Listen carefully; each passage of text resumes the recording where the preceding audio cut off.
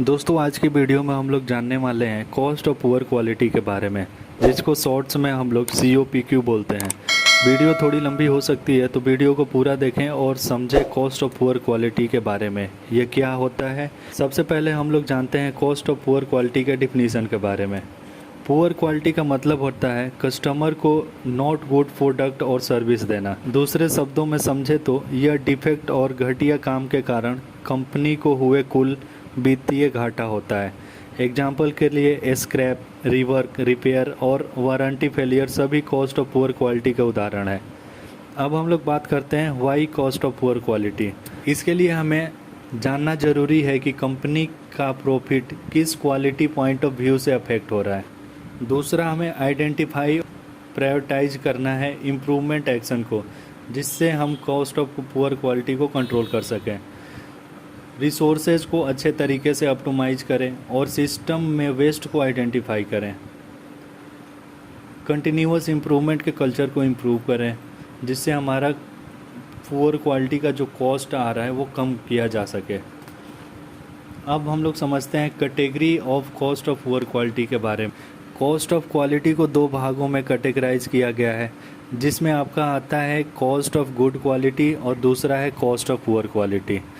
Cost of good quality में आता है आपका प्रिवेंशन कॉस्ट और दूसरा अप्रेजल कॉस्ट, जबकि कॉस्ट ऑफ पुअर क्वालिटी में आता है आपका इंटरनल फेलियर और एक्सटर्नल फेलियर। अब इन सबको हम लोग वन बाय वन करके समझेंगे कि ये क्या होते हैं। पहला, प्रिवेंटिव कॉस्ट। यह वैसी एक्टिविटी है जिसको स्पेशली डिज़ाइन किया गया है पुअर क्वालिटी ऑफ प्रोडक्ट और सर्विस को रोकने के लिए। दूसरे शब्दों में समझे तो एक एफर्ट किया जाता है जिसमें इंश्योर किया जाता है कि फर्स्ट प्लेस में फेलियर कभी ना हो। इसको करने के लिए कुछ टेक्निक है, जैसे quality planning, contract review, training, quality audits, supplier evaluation, market research, process capability study. ये सब चीज़ें जो हैं प्रिवेंटिव कॉस्ट के अंदर आते हैं। दूसरा है अप्रेजल कॉस्ट। यह तब होता है जब कंपनी पे करता है या हायर करता है किसी कंसल्टेंट और एक्सपर्ट को कि आप प्रोडक्ट के पुअर क्वालिटी और सर्विस के कॉज को फाइंड करें। दूसरे शब्दों में समझे तो यह टेस्टिंग, मेजरमेंट और ऑडिट से रिलेटेड होता है। यह फोकस करता है डिफेक्ट्स को खोजने में, जिसके लिए कुछ टेक्निक का यूज किया जाता है, जिसमें है incoming goods inspection, in process inspection, supplier inspection, laboratory testing, final goods inspection, calibration.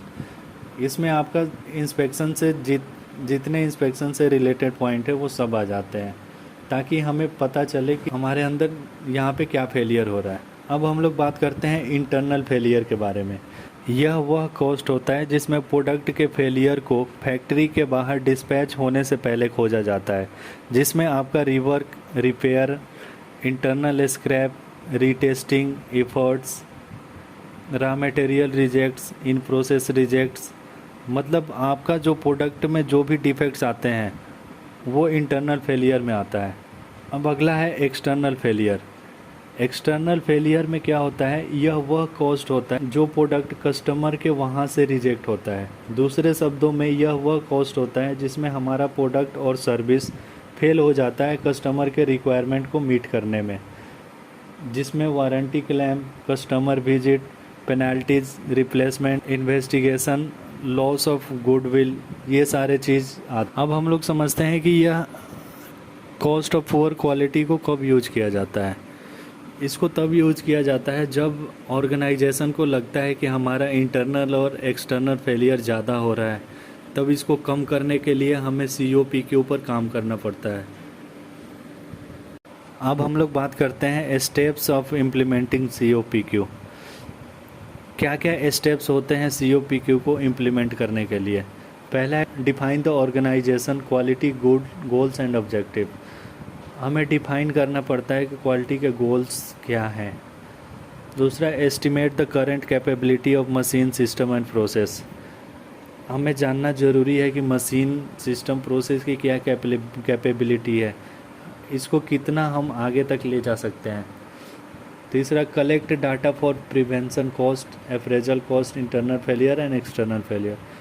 हमें ये जो भी कॉस्ट हैं इन सब का हमें डाटा कलेक्ट करना पड़ेगा, तब इसके ऊपर काम किया जाएगा। उसके बाद आता है validate the quality cost data with finance.